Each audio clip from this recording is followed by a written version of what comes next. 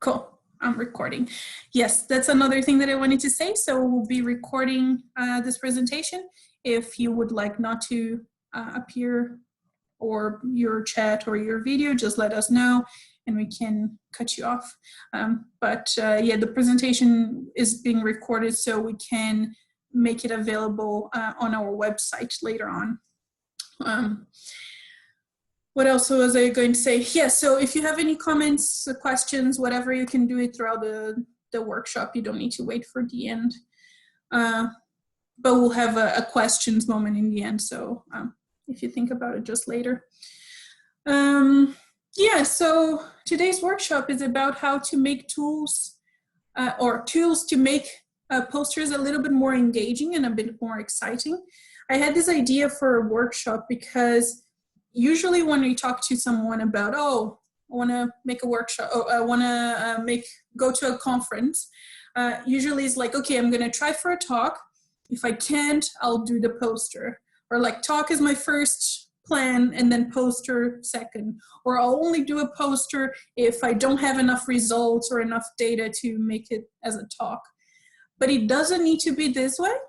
And there are ways that we can make posters much more informative and exciting, and also that people actually come and talk to you in person, which is a very exciting part of the poster. So before I start with that, I'll start introducing myself. Some of you already know me. You've already seen me in the other workshops or know me personally. But I like to talk about who I am depending on where I lived, because kind of my professional and personal life have been very interconnected throughout my life. So I just, yeah, like to talk to you about it and kind of show where I'm from and where I've been. So number one here, it's where I've been to or where I was born. So I was born in Farroupilha. It's a small town in the south of Brazil. And I lived there for most of my life. I did my undergrad there in biology. And but 1 year during my undergrad, I went to Canada, to Kamloops. It's like 5 hours from Vancouver in British Columbia. And I lived a year there, also did a year of university and some research there as well. Then I went back to Brazil. I finished my undergrad and I kind of got the travel bug and kind of like wanting to know the world. So I knew also that I wanted to continue in academia. So I went to do my master's in Sweden. That was for 2 years. So in research-wise in Brazil, I worked with behavior, kind of like aggressive behavior of southern lapwings. And then in Canada, it was with bluebirds and how their coloration was related to their reproductive success. And then in Sweden, I worked with gray tits, all of these birds, gray tits, that cognition, a little bit with Budgie's vision as well. And then I went to, and now I'm here in New Zealand and I'm doing my PhD on my final year now. And studying how sleep is important for animal communication, avian communication more specifically. And throughout these places that I've been and the universities that I've been to a couple of conferences. And in all of these conferences, there were poster sessions, obviously. And some of those conferences were 1,000 people, with 1,000 people, some of them with less than 100. But all of them, I guess, followed a pattern of the poster session being kind of this moment to gather around, drink some wine, chat with people, and then look through the posters. And in the 1,000 people conference, there were hundreds of posters, and obviously it was impossible to look at all of them. And a 100 people conference, even though there were less posters, you wouldn't stop to read all of them because you've had 20 presentations before and you wanted to just relax and drink your wine. So you're going to look around and see the ones that interest you, right? But posters are great because they are this visual abstract of your research. They're something that they can catch your eye and they can explain something super fast. And it's hard for us as researchers to actually explain our research in a short way, but posters allow us to use this kind of visual stuff, pictures and graphs, to kind of explain in an easier way. It's also great for networking. Like I said, in these poster sessions, usually people come with their food, with their drinks, and kind of chatting about it. And they can come in person, and it's not as scary for most people. Like if you're in a presentation or giving a presentation, people might not feel comfortable to ask questions or to be out there when there are so many people around. And in a poster, they can come and one-on-one kind of chat to you about your research. You can share your research project. If you have a new paper that just came out or something, you have that ability. Like, yeah, promote the new paper. And it's great, like I said, for big or small conferences, because in big conferences, when there are so many presentations in different rooms, and not everyone will be able to kind of see your presentation, while in poster is there, and it's there depending on the conference, throughout the conference, throughout the days, and then people can have more contact with your research. So here is a little test that I wanted to do with you. So now we are all in a conference, okay? We've already had all the 50 presentations that we've watched, and we're dying for that wine and beer or whatever you prefer. And then you're gonna have this break to look at the posters. Like I said, sometimes there are hundreds of posters or dozens, doesn't matter. It's a lot of posters, and you have to kind of decide what you want to look at.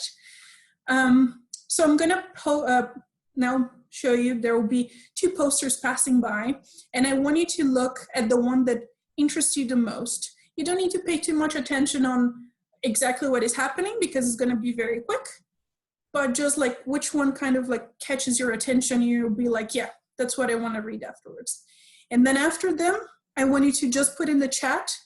If you prefer the first one, you put number 1. And if you prefer the second one, put number 2. Cool? So you're walking, right? Oh, yeah. And there are these 2 posters. And this is even a little bit slower than the walking speed sometimes we do during poster sessions, right? So now I want you to tell me in the chat which one called your attention more and you would prefer to go and look. And that's okay if you don't agree with everyone. Each person have their own opinions and everything, so feel free to. Cool. Nice, okay. Yeah, so most of you preferred looking at poster 2, right? And you would go there and stop to try to understand what is happening. I chose 2 things that are different from our field. Imagine most people here study animal behavior or something related to it. But let me show you here. Oops. There, so these are the 2 posters.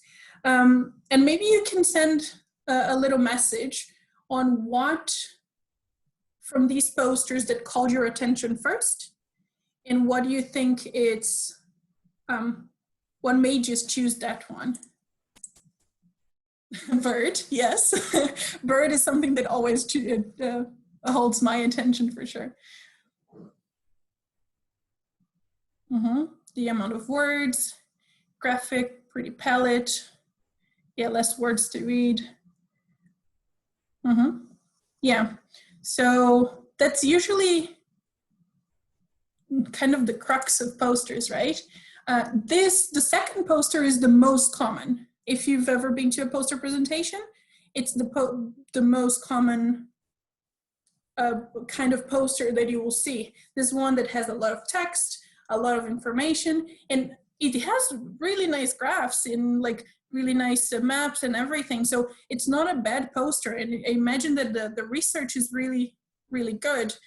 But no one who is in a conference, like I said, after so many talks, is gonna really want to be reading for 10 minutes this poster. A poster needs to be quick enough that you're just gonna be looking at it.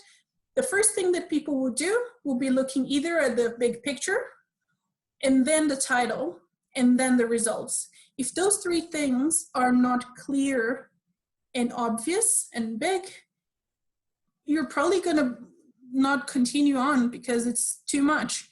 And like I said, I've done a poster like the second one before. So I'm not saying that that's, yeah, like, oh, you're horrible for doing it. We've all done it because it's what we see and what we learn to do by looking at other people. And we end up thinking that that's the only way, right? So today I'm gonna kind of give you more information on how to make posters more attractive, like the first one.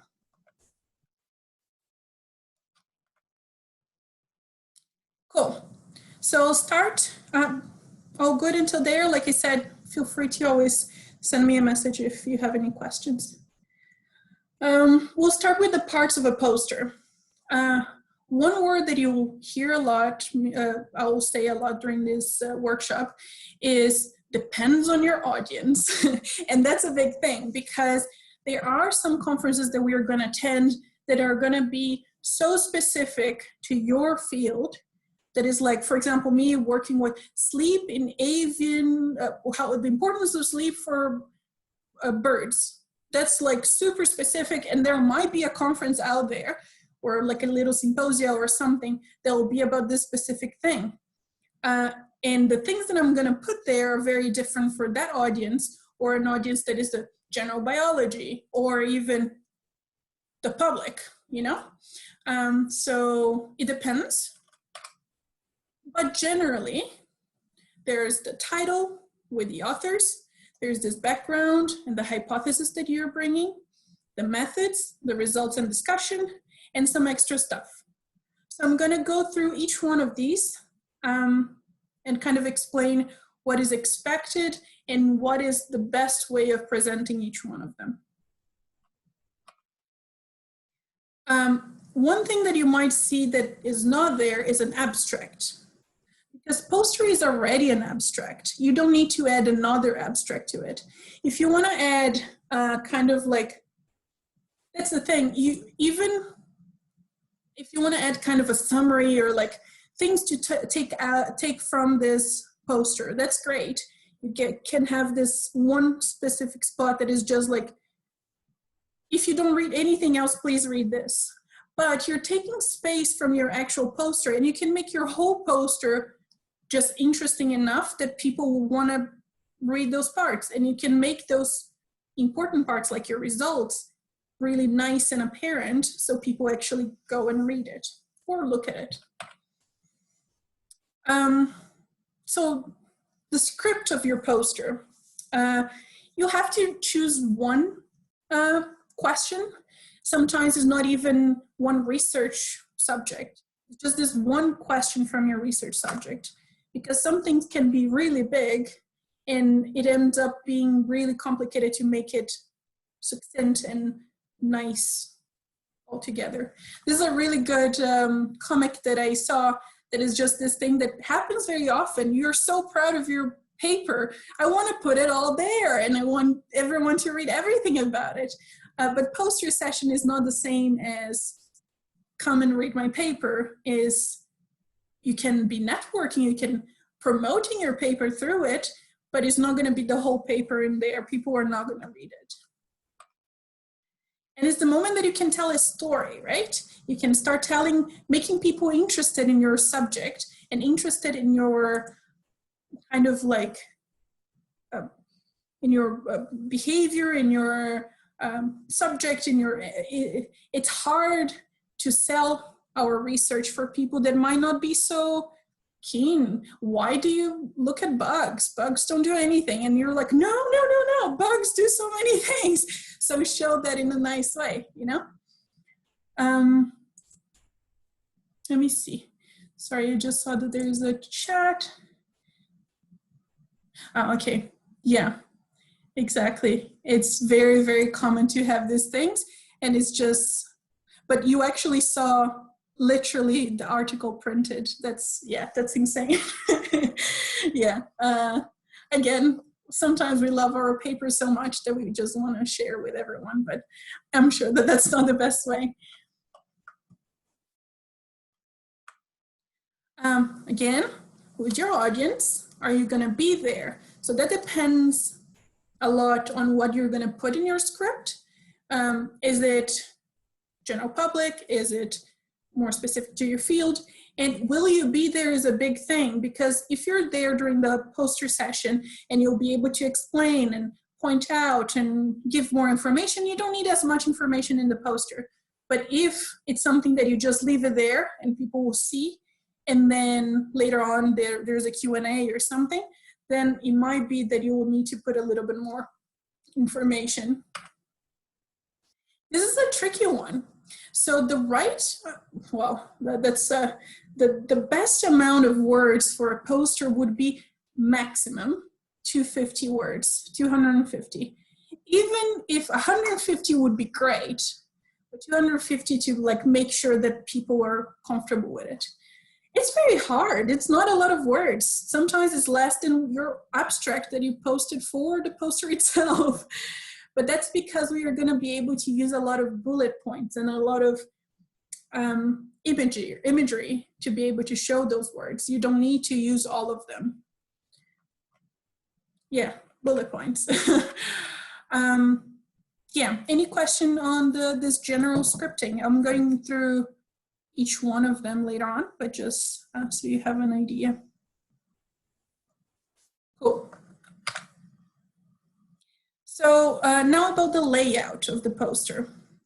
One good tip about deciding what your layout of your poster is going to be is looking at other posters. There's this website called f1000research.com that you can look for.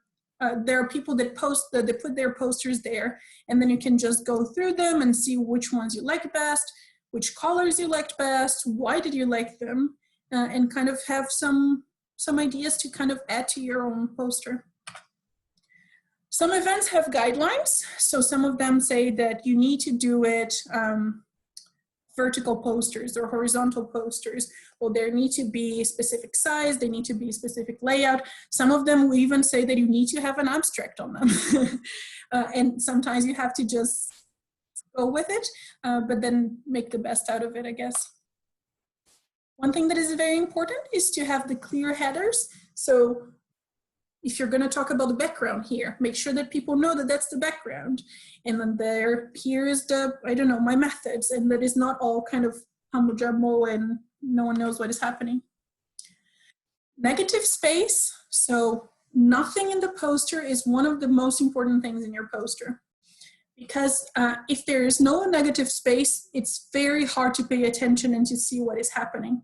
So a percentage of kind of around 40% of your poster should be negative space. And that's why you cannot have as many words as, I don't know, 500 or more. The borders as well, to make sure that first your things don't cut, but also that when you're going to print it, but also that is not so full of things through. Just leave that negative space around. You don't need to make a border itself with a different color or whatever if you don't want to, but just that it's kind of like a space to breathe, you know? One big image is one of the best ways that we can call attention to our poster, and still being very scientific and that we help people understand our poster. So it's not like I'm just going to put a lion there because I like lions, but something that actually will kind of help your communication. So here's an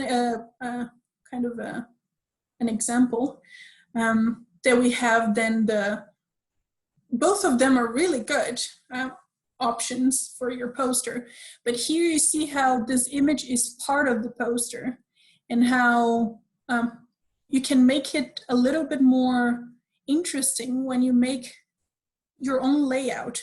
And if in your poster, in your research, your results are really important, then make the results the biggest thing there. If your methods, maybe it's a method poster, make the method something big. So kind of like focus on what is about you, you know? One thing is very important as well is the panel order. If you have a poster that it goes from here and then it goes down and then it goes up and then it goes to the bottom and then it goes here and then you have 500 arrows there to try to explain how to read it, it's not as simple. So usually people read the poster from left to right, from up to down, right? So kind of make that your, make your posters easy and obvious to read. Sometimes it's good to have an arrow because, oh, this would be, I'll have an example later on that an arrow really helped and kind of became part of the poster, but try to make it a bit obvious, I guess.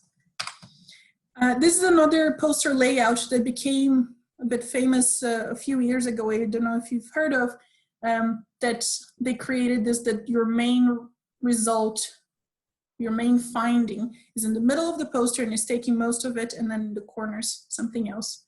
And if that's something that you like, it's an option, and I've seen a lot of people doing it and doing fairly well with it. So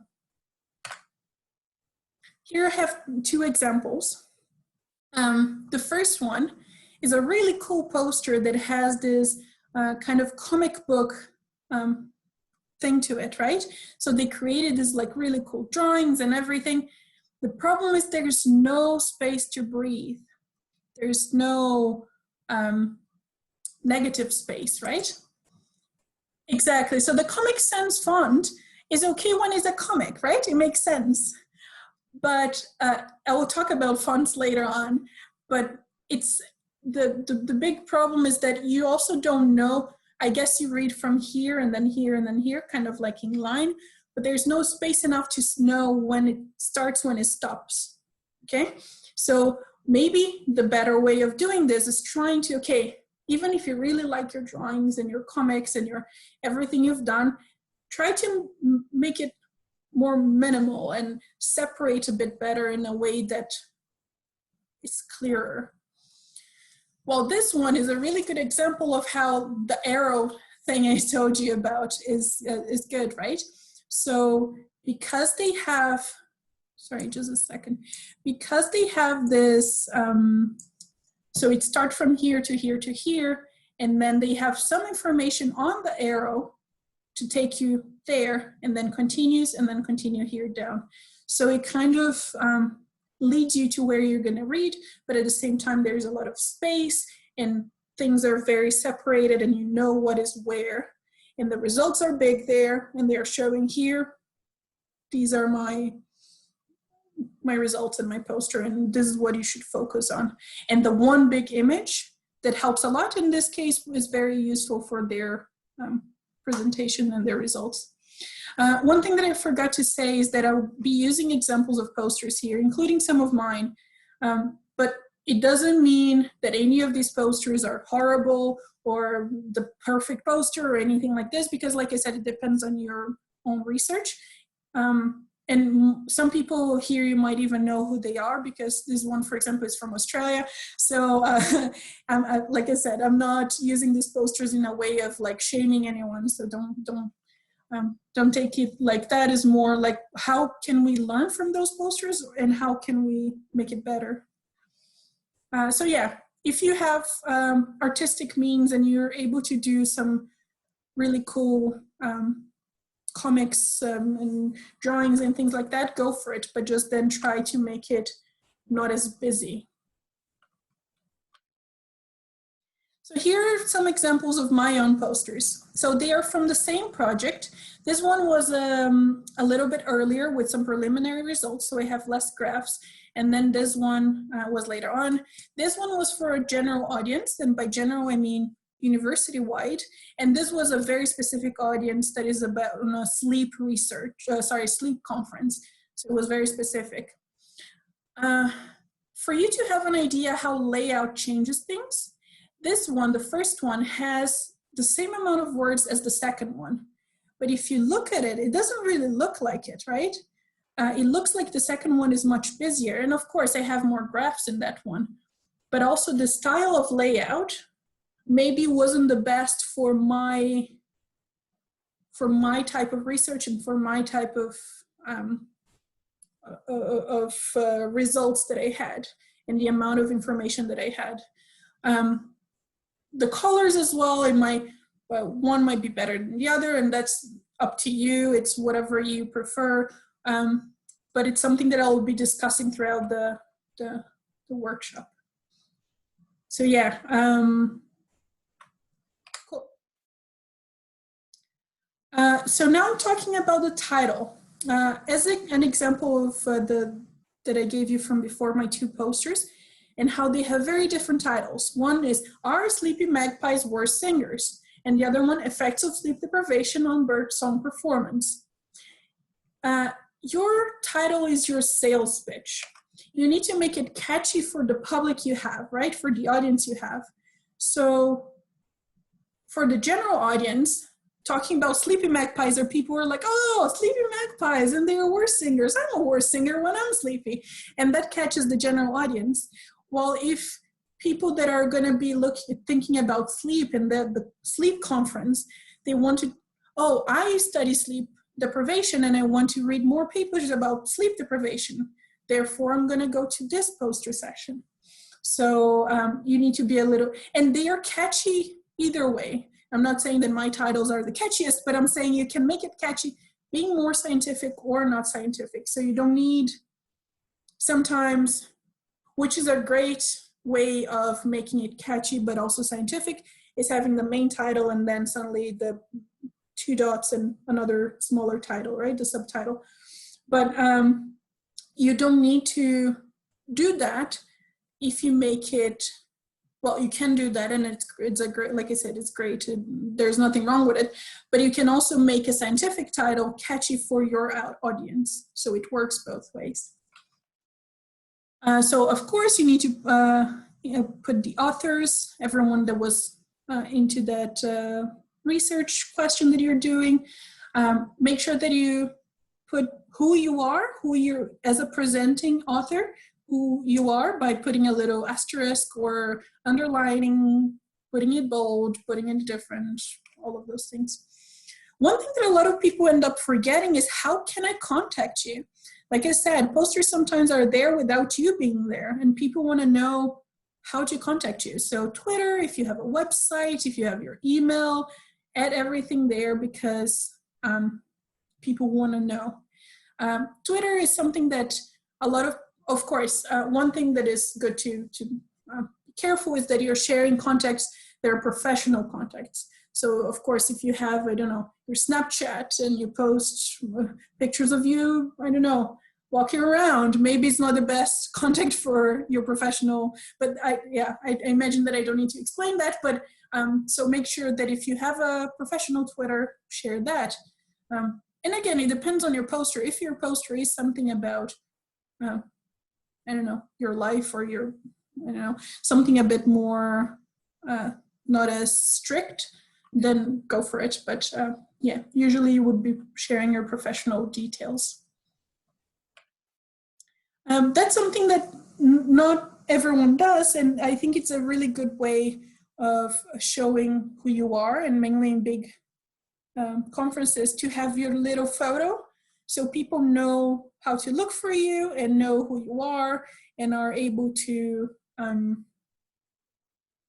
to find you if they want to talk to you in person. Some people feel uncomfortable to putting in their photo, and that's totally okay. It's very up to you, but it's a good way of kind of sharing your photo, and then kind of getting people to talk to you. Cool. So now it's your turn. So before I ask for a pen and paper, so I would like you to draw your poster layout. So like I said, if it's a conference that you're going to go soon, or if it's an imaginary conference or something that you really want to go next year, is it next year that there's or the year after, the Costa Rica Animal Behavior Conference, and you really want to go to Costa Rica? Great, think about that one, and then draw kind of the layout of your poster. Think like things that I said about what type of research it is, what is the most important parts, and also choose a title, a catchy title for your poster. It doesn't need to be the one forever. Now it's just kind of an exercise. So go for it. I'll give you about 10 minutes if you're ready before we can go on with it.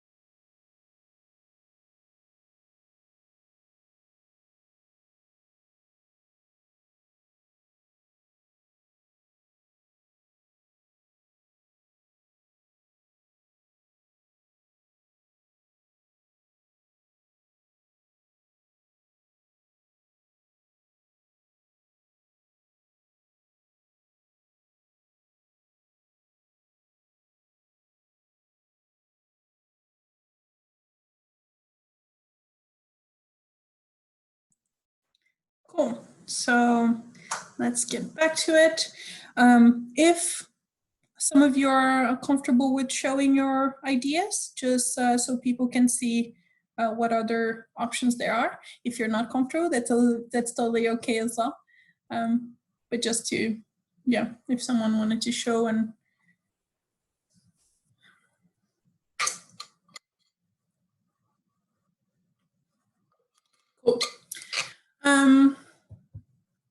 So now that you have your poster layout and your amazing poster title, we're going to continue on.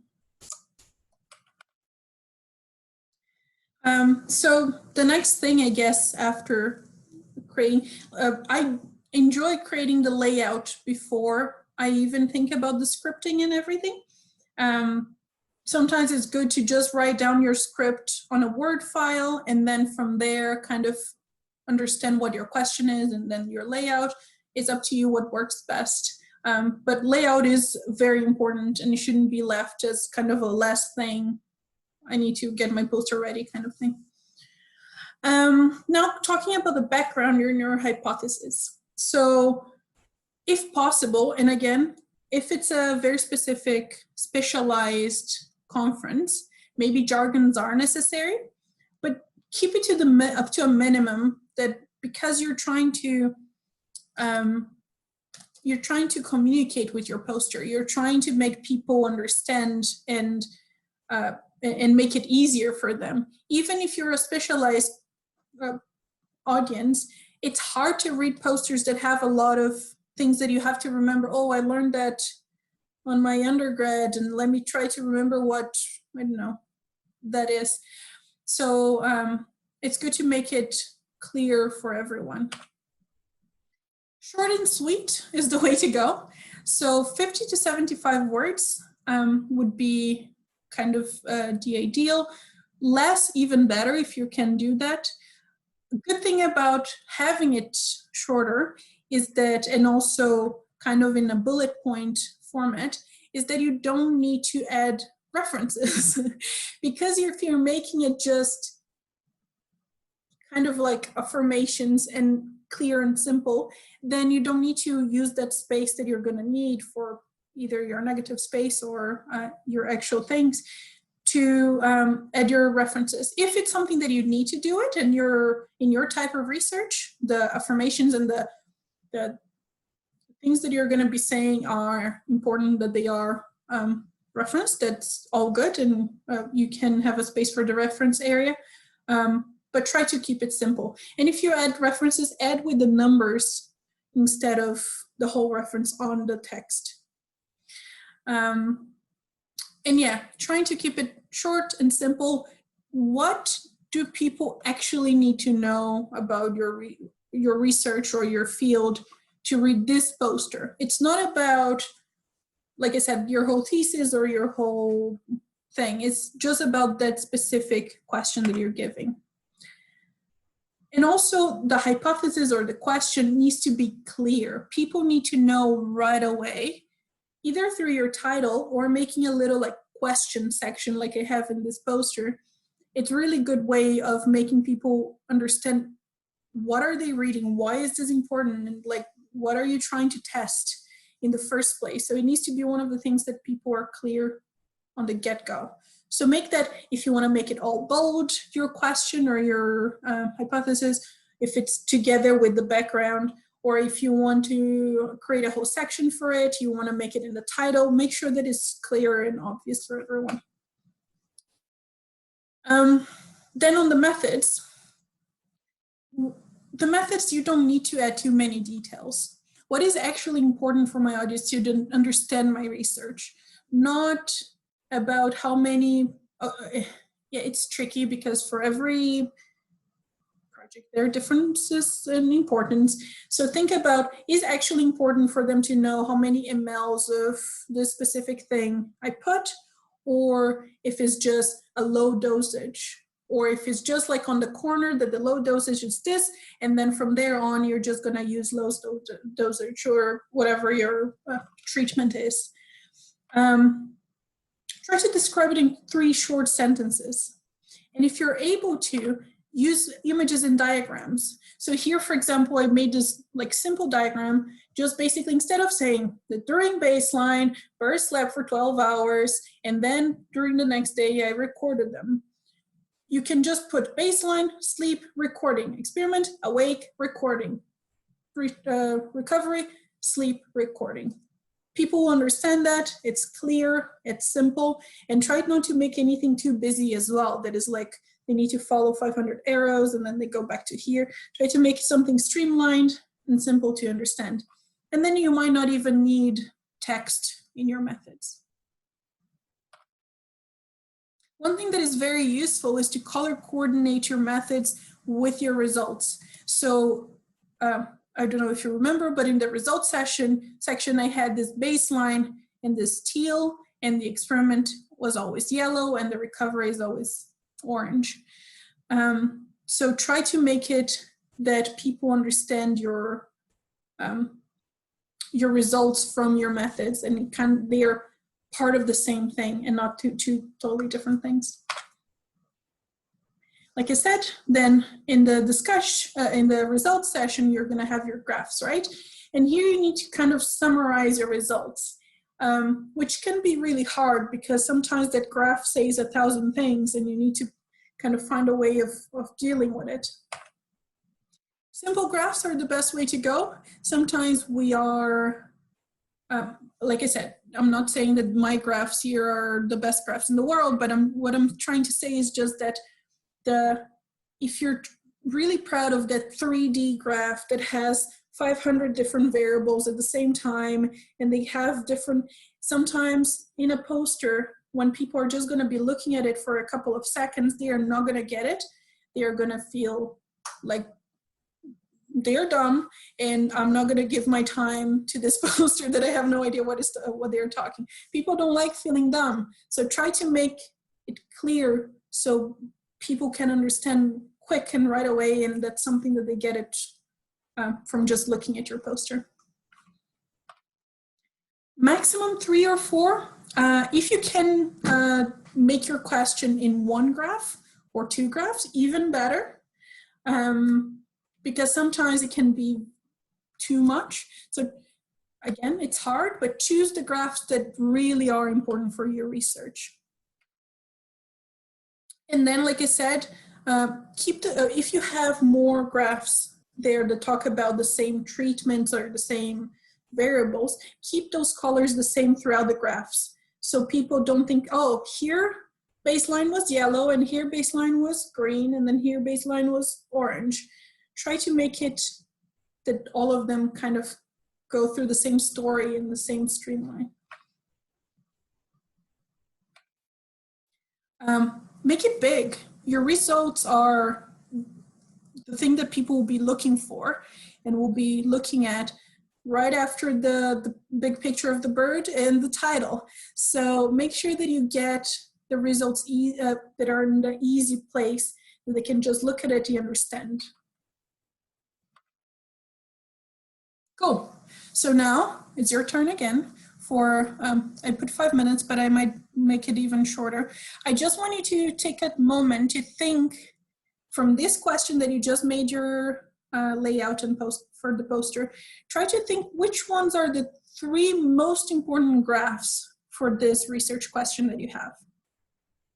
So try to think, if you can think of even less, better, but choose only the graph that you really want to put on the poster because it's going to be helpful for you.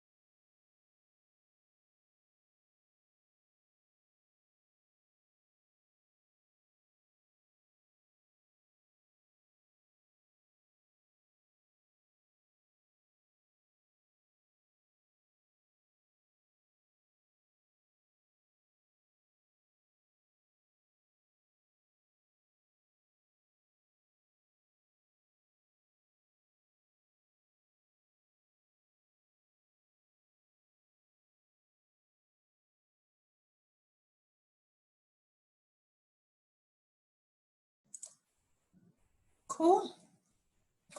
This is a hard exercise sometimes to choose from all your baby graphs that you really, really want to keep. But yeah, it's a good thing to kind of already think before. And that applies to normal presentations as well. Sometimes you don't have time to show all your results, and you have to kind of decide in between them, between them, and then it's a good thing to think which things are just, I don't know, even the sexiest for my question, what things people are going to feel excited about. Cool. So let's continue. Here are some extra stuff that you can put in your in your poster. One thing that you can add, if it's part of a bigger project and you want people to understand that this is just the beginning of it, we are still getting more stuff, you can add next steps and what are the next things that you're going to be looking at. So if it's something that I don't know, it's part of your PhD project, your master's project, or just your research plans, it's a good thing to add so people understand that that poster is not the end of it. And the references, like I said, if you're able to not have references, even better. But of course, if you're using people's work in your poster, you should reference it as always. A session for acknowledgements. Also, it's a good space to be. If the acknowledgement is mostly, I don't know, grant kind of places that they supported you with grant, maybe just their logos is a good idea. So it's something that it doesn't take a whole section, and you can put it in the bottom or somewhere around your poster that feels better for your layout. Another thing that is really useful and really interesting in posters is to use other senses. So not only the looking at a poster and seeing, oh, that's nice, but also kind of instigate people's curiosities. So if you're working with an insect, for example, this poster here, they use the little dot there as the actual size of the insect. So people understand how small it is. Or you can, I've seen, again, it depends if the conference or the poster presentation allows, but I've seen people having little TVs, like not a TV, but like an iPad or something that has a little video of their behavior and what the animal was doing. I've seen people having, for example, if you're working with, I've seen people working with stick insects that bring a dead stick insect and put on their poster so people can see how the real life, or like people can touch, you know? So try to use these other things. If you have a call that you're studying, try to put the call of that animal on your poster somehow. Like I said, not every conference or not every presentation will allow that, but if they do, even like I said, if you put like the actual size of your insect because it's really tiny and you really want to show that off, that's amazing. And it kind of adds to that story that you're telling people, and people feel attached to that insect because they've seen how tiny it is and no, it must be everywhere, you know, kind of like it creates the whole kind of imaginary thing. QR codes are pretty good. I think it's something that for most phones it's already installed, so they don't need to install anything to do it. But for example, this person had this like little game of spot the difference if it's the same species or not, and they had a QR code, or they might have the QR code for your website, or I have a paper that I published about the same topic, therefore if you want to download that paper, this is the QR code and people can just add to it instead of typing a whole thing. So yeah, games and videos and your website, or you made that poster available online. That's something that I do sometimes with my posters as well. So I put it on my website and then people can either go directly, but I also put it on my poster there, QR code, here if you want to download this poster. So it's a very useful tool that you can use in your poster. Another thing that I've seen that is really useful, maybe not as environmentally friendly, so think if it's actually necessary and if it's going to add to your poster, is to have a printed either mini poster or an article in an A4 page or A5, depending what is interesting for you, or even your contact and the title of your poster or something like this, that people can just pick it up. I don't have time right now. I need to network with 500 other people, but I'm going to think of you and I'm going to remember this poster. So that makes people actually go back to it. So that's something really useful as well. Can you think of any extra stuff that you usually add to? Yeah, bookmark is a really good idea as well with your little, like if you have a really cool image like this, you can add to it. Do you have any more ideas of what else we could add to a poster? Yeah. I once had somebody give me their business card at a poster, and I thought that was kind of odd at the time, but actually really useful because I did want to actually contact that person later on.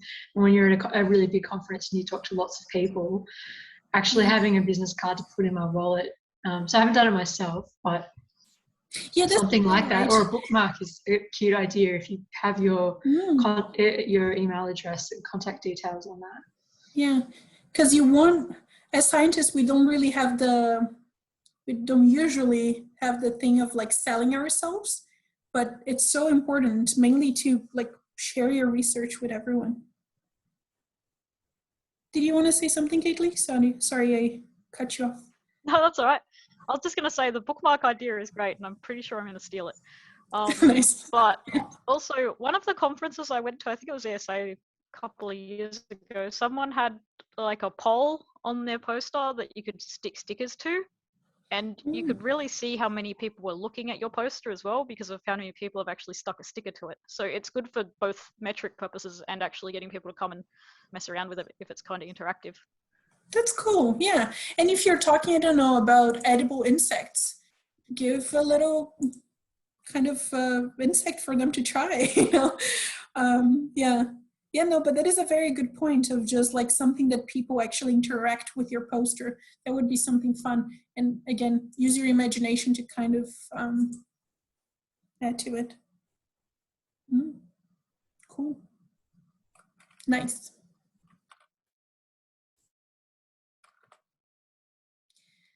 There.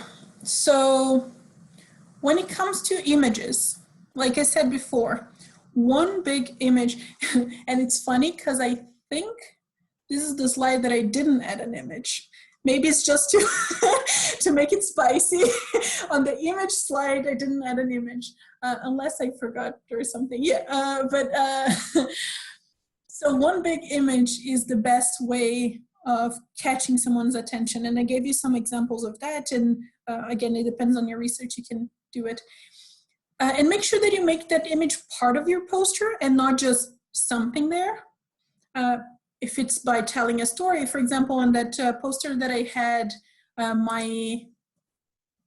poster that I had, feel deprived from an image. The poster that I had about sleep deprivation, I put a little magpie and it had a little alarm clock next to it. So it kind of like ties together with the whole story. And make it in a design way, in a layout way, that it kind of like overlays some of the boxes, and that is not like a square with an image.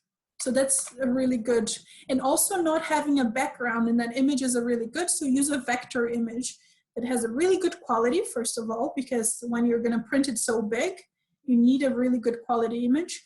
And that it doesn't have a big background that is just gonna kind of, unless, for example, your project is about the landscape of whatever, make that landscape kind of big and beautiful, but also part of the project.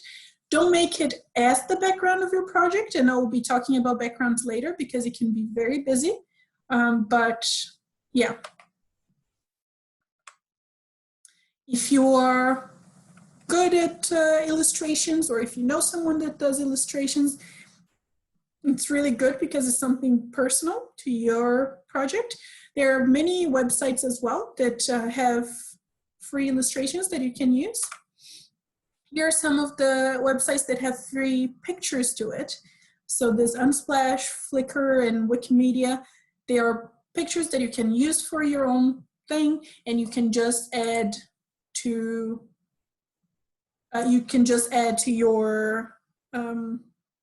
your presentation, to your poster. Sorry, is this the name of a website? Noun Project? Yeah, I can chuck the link in. They're mostly just like vector images that are silhouettes, but they're still really useful for posters because they can be made as big as you want. Amazing. Yeah, no, I didn't know about this one. Yeah, that would be great if you could put the link in. So noun image, if you're looking for it.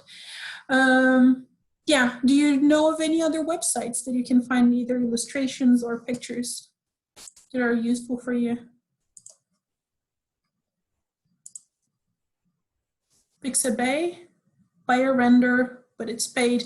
Yeah, sometimes it's a bit tricky with the paid website, but sometimes it's worth it because you pay once for that one image and then you use it in a lot of your posters because it's going to be kind of tied into a lot of things. So pixabay.com, yeah. Cool.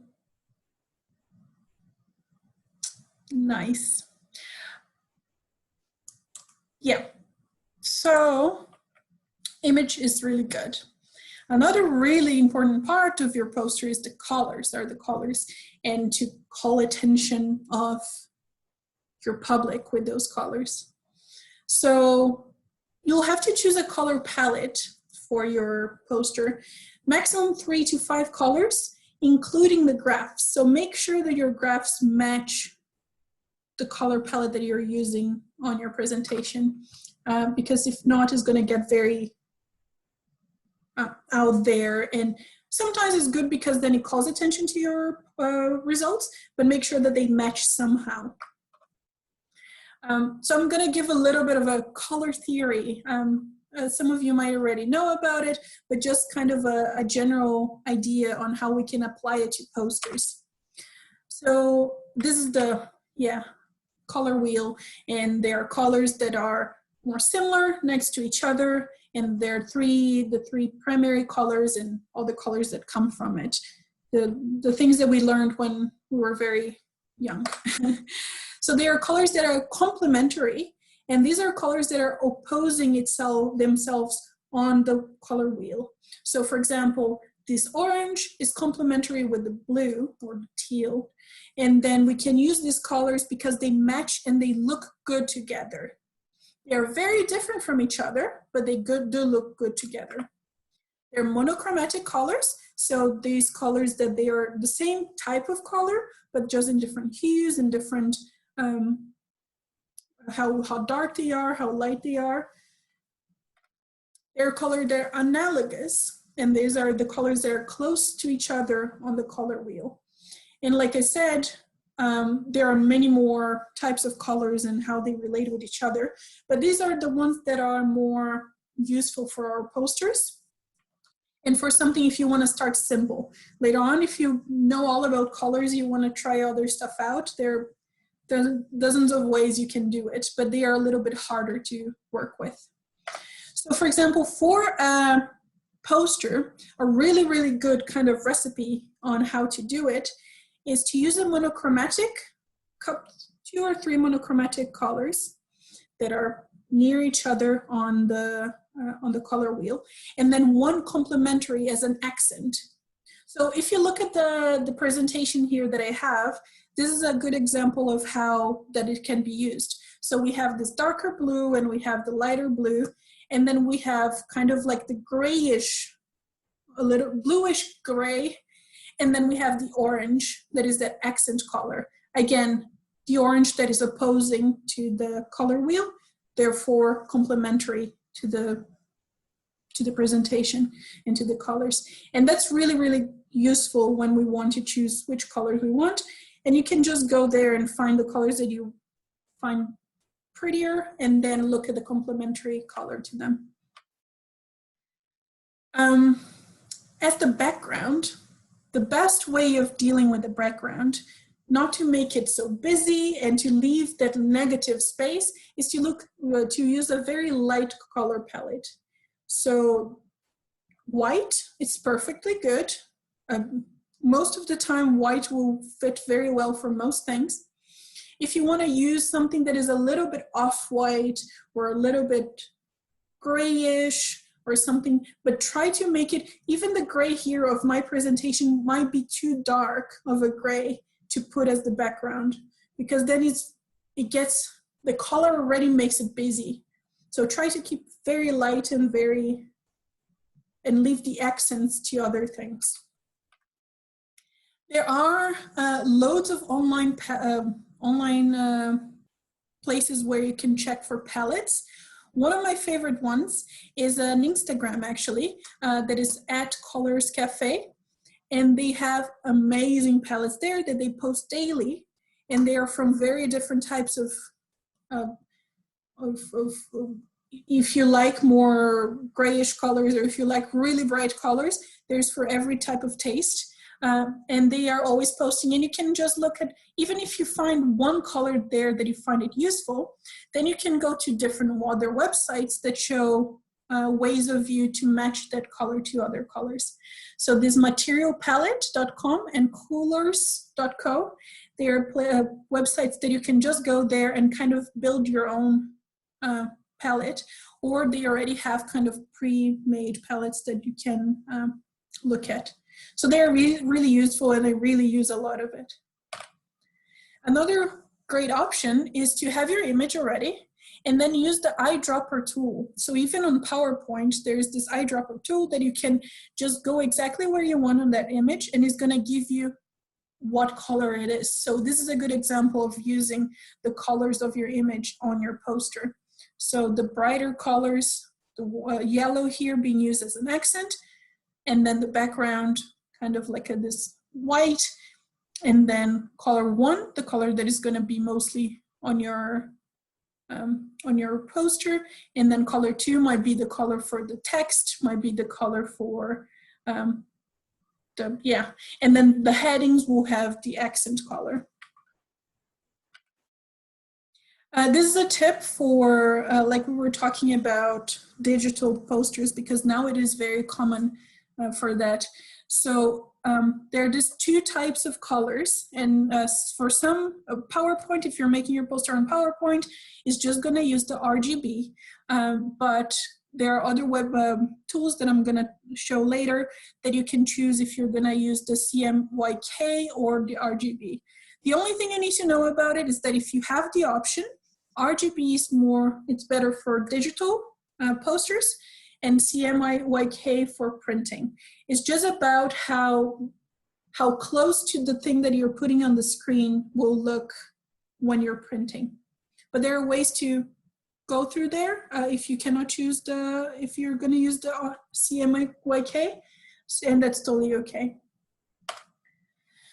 Another thing that is really good for you to pay attention to is whether your poster is using a colorblind friendly colors. So there's this website called color-blindness.com, and they have a simulator that you can just post a photo of your poster or your image or whatever, your graphs, and then you can choose the different types of color blindness, and then it helps you understand how well you can distinguish between them. Another thing is that there are some colors that don't really work well together. The contrast between them is not good. So one thing that you can do is make your poster black and white. And here, so for example, there's these colors that are together. They're hard to read already by themselves. And then if you make them black and white, you realize why. The contrast between them is not good enough. While there are others here that when you put it in black and white is very clear what they say and how the contrasts work. So try different things, put it in black, white, try the color blindness. There are lots of, even R codes, R packages that are for colorblind colors. And yeah, it's really useful. Now the font type. Choosing one or two fonts is the best way to go. Making it too busy with too many fonts, it can get distracting and it takes away from your poster. So one or two fonts is the best way. There are these two types of fonts that some of you might already know, but just going through it, there's the serif and the sans serif. So serif means these little fancy things that they have in the tips of the font.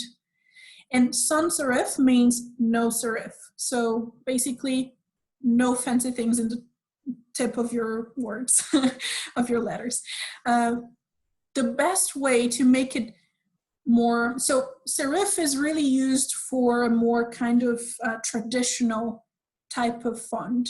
So when you want something that looks traditional, like 2 Times New Roman is a serif font that looks that's kind of a bit outdated sometimes. Sans serif is a more modern and easy to read.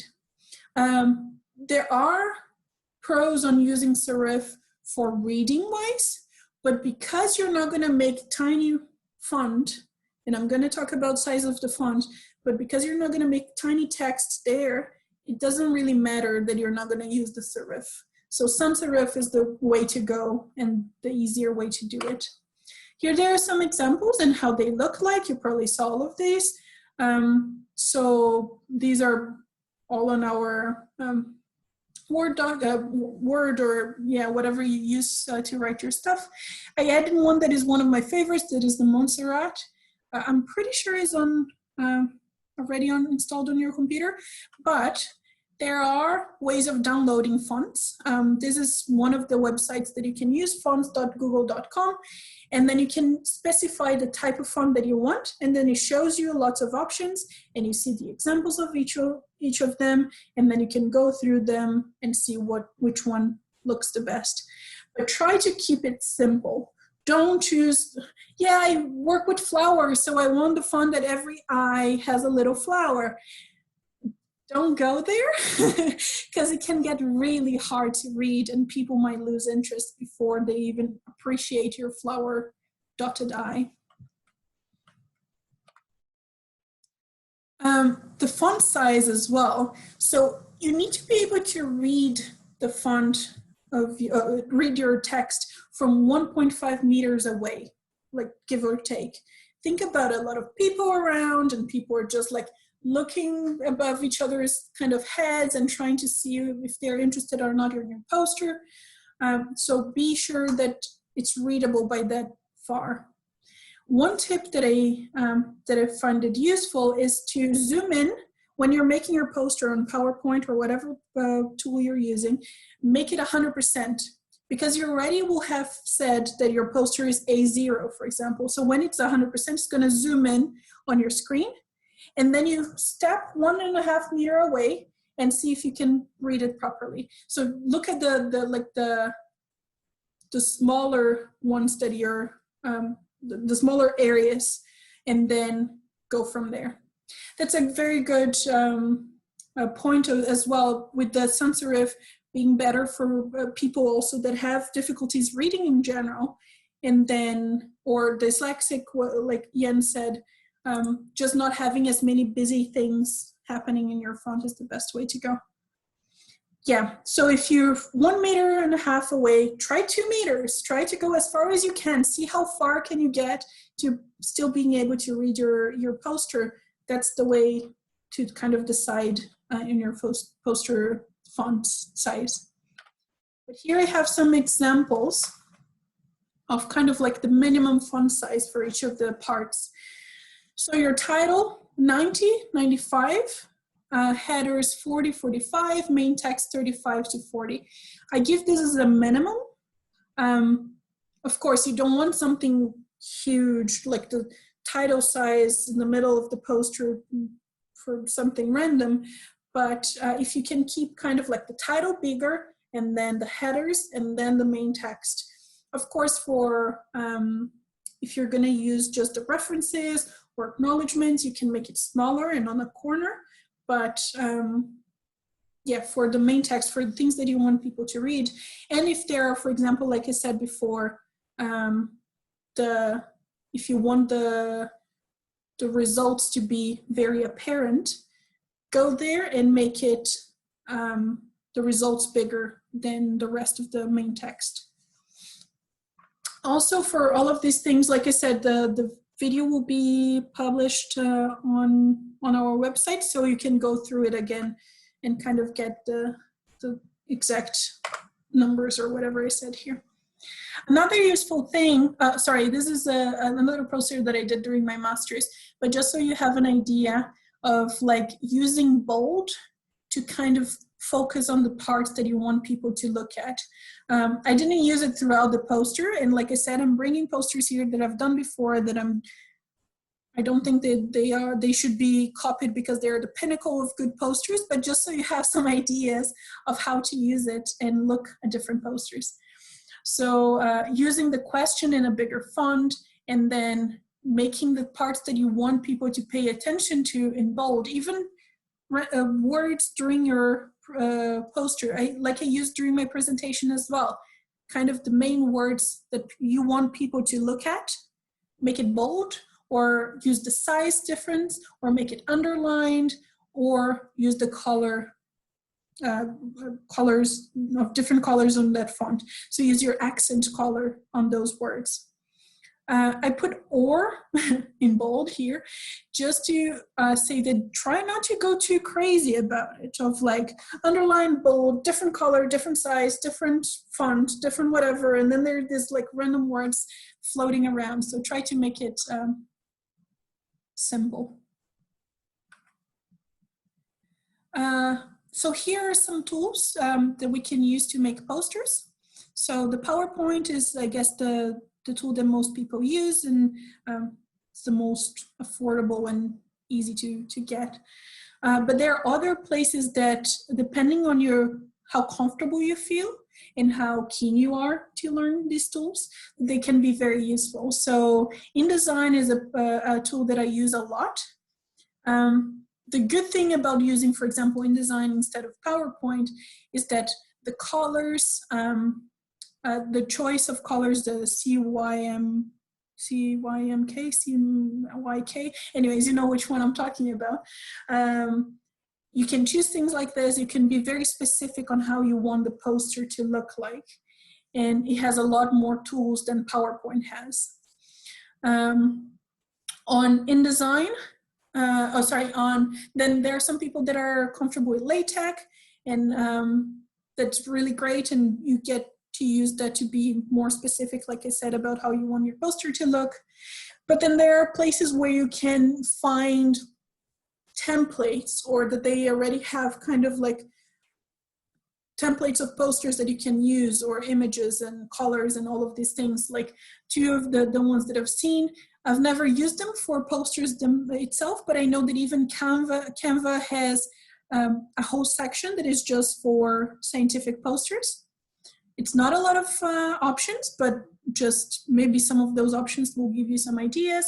There's the website Mind Graph that also has some. Let's see if there are some. Cool, yeah, Canva, but some people really like it. Yes, Inkscape, it's a good option as well, for versatile and free. So that's the problem about InDesign, is not free, it's together with Photoshop and Illustrator and all of those, so it's not free. Yeah, so more people use Inkscape, so that should be useful. I have never used it, but yeah, if you know of any other tools, feel free to share them. One thing that doesn't matter which program, which tool you're using, always set your poster size before you start.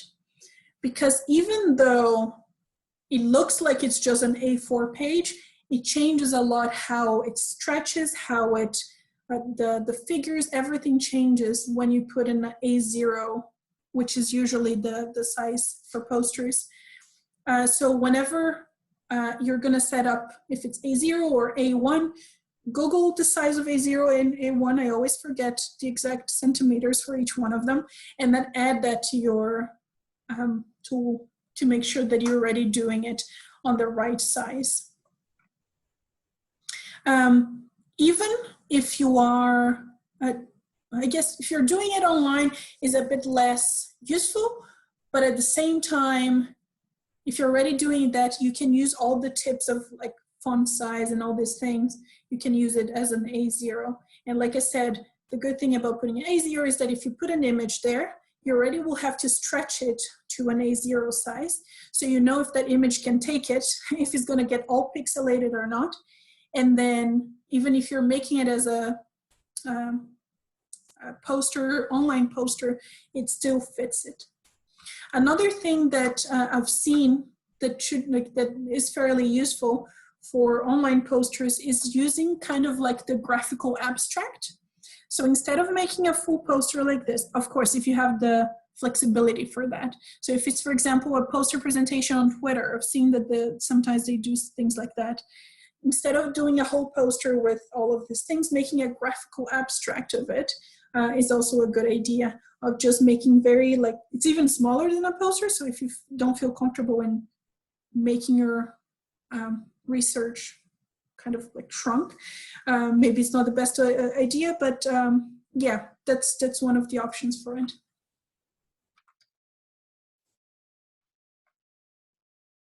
Cool, and now it's printing time. Again, like I said, if it's not an online poster, it's printing time. One thing that a lot of people don't know about, and sometimes get frustrated if you go print your poster and then suddenly half of your poster is cut, or not half, but the corners of your poster are cut, or you have this like big margin of white suddenly on your poster and you're like, I didn't plan for this. That's because not all printers and cutters are super fine and they'll cut exactly where you told them to. So you need to use this bleed and margins to make sure that your poster is, oh yes, I actually will talk about print in fabric, which is very useful as well, and I've seen a few in a few conferences. So there are these like bleed and margins that you can set up. For example, I know that in InDesign you can set up. In PowerPoint you can't, but before I explain how to do that, just to explain that when they are printing, it might be that in this bleed area, they will print that area as well. And that's when the random white spot on your like line or your poster appears on the corner of the poster, because the printer wasn't and the cutter weren't as fine-tuned as you would like. But that's okay if you put all of the color of the background until the bleed area. So 3 millimeters to 5 millimeters of extra background that you're gonna put. And then you're also gonna add a margin and not put any of your figures or the writing, anything that you don't want to be cut before that margin. And also 3 millimeters to 5 millimeters of margin at least. So if there's any problem with cutting a bit more of this side or cutting a bit more of that side, it's not gonna cut part of your poster. So keep the margin and the borders of your poster clear and stretch that background until the bleed. So until 3 to 5 more millimeters. The way that you can do that on PowerPoint, because you cannot set up these things on PowerPoint, is just making your poster 3 to 5 millimeters a bit bigger.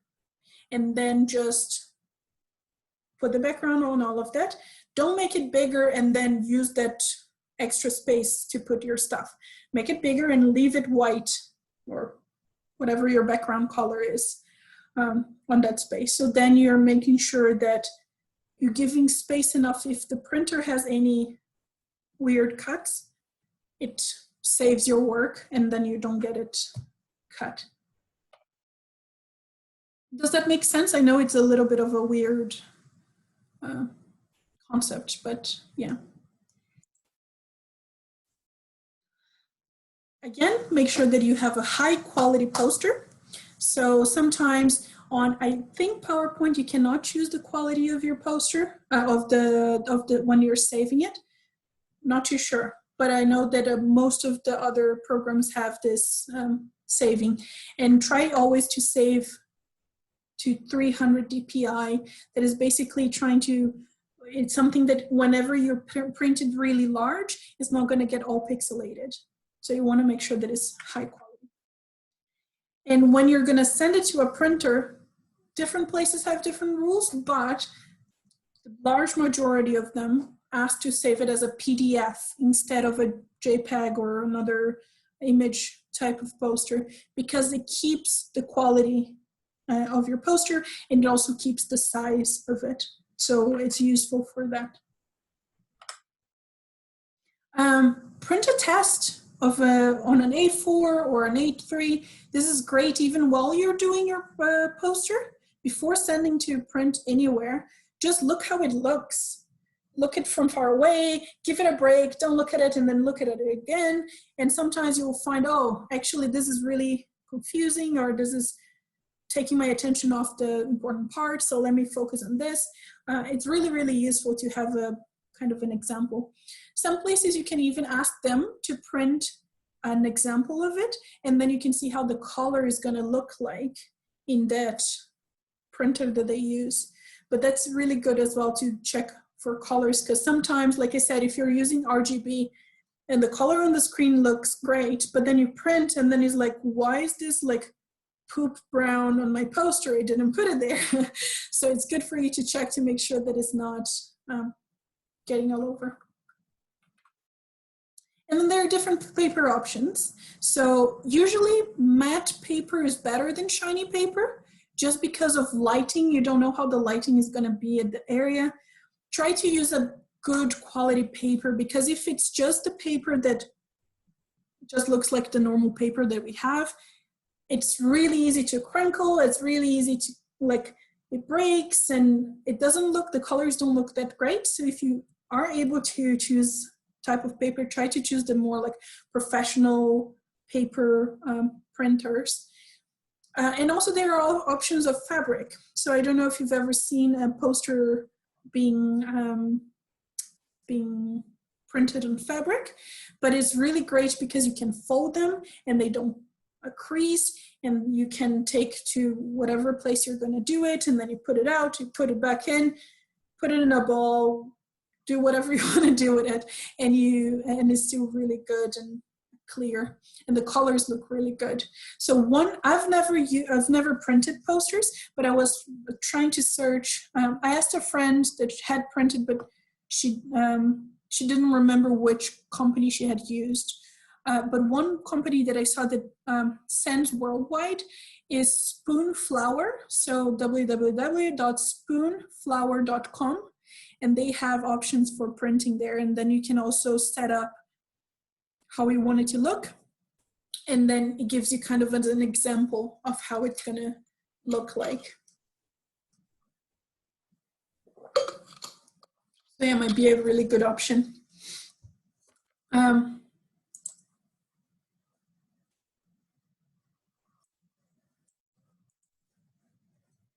Yeah, exactly. You can make a giant paper plane with your posters after the conference. I think it's really useful to buy one of those poster tubes. So if you want to kind of keep it somewhere, but also, yeah, if your department has something of like putting it up. My first poster, actually, my mom put it on the wall of our living room for a bit, and it was a poster about like making biofuel with like fungi. Like it was nothing pretty or like exciting that it's just like, oh, pretty photos. No. It was this like poster from my first year of undergrad, and she put it on the wall. So I guess depending if you, yeah, my mom wants to frame it. Yeah, exactly. So each person does their own thing. But in our office, we have, yeah, the department kind of has an area where we can put the posters up. And we can reuse it for different conferences depending on the focus, I guess. Cool. And that is it for me. If you have any questions, now it's the moment of, exactly, if it's the fabric you can use as a duvet or as a little blanket, a couch blanket.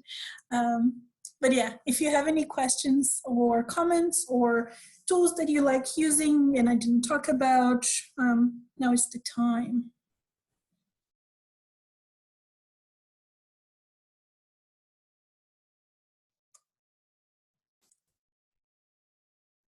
Thank you.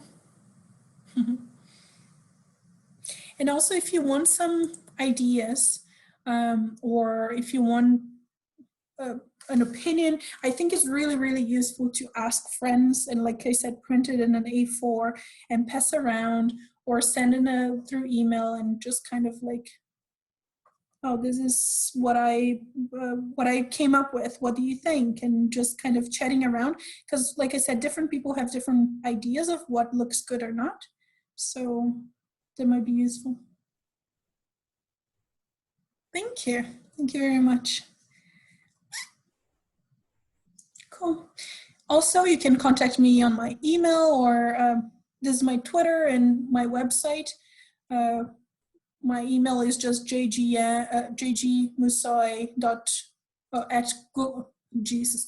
at gmail.com. Yes, cool. My brain is already frying from all the talking. So it's just my name here at gmail.com, but you can find it on the on my website as well if you want to. Cool. So yeah, if you have any questions, like I said, I'll upload this on YouTube and then you can reread everything or recheck if you forget anything. Cool. Thank you so much, guys. So have a good day. Enjoy. And come to the next workshop that we'll have about communicating. Thank you.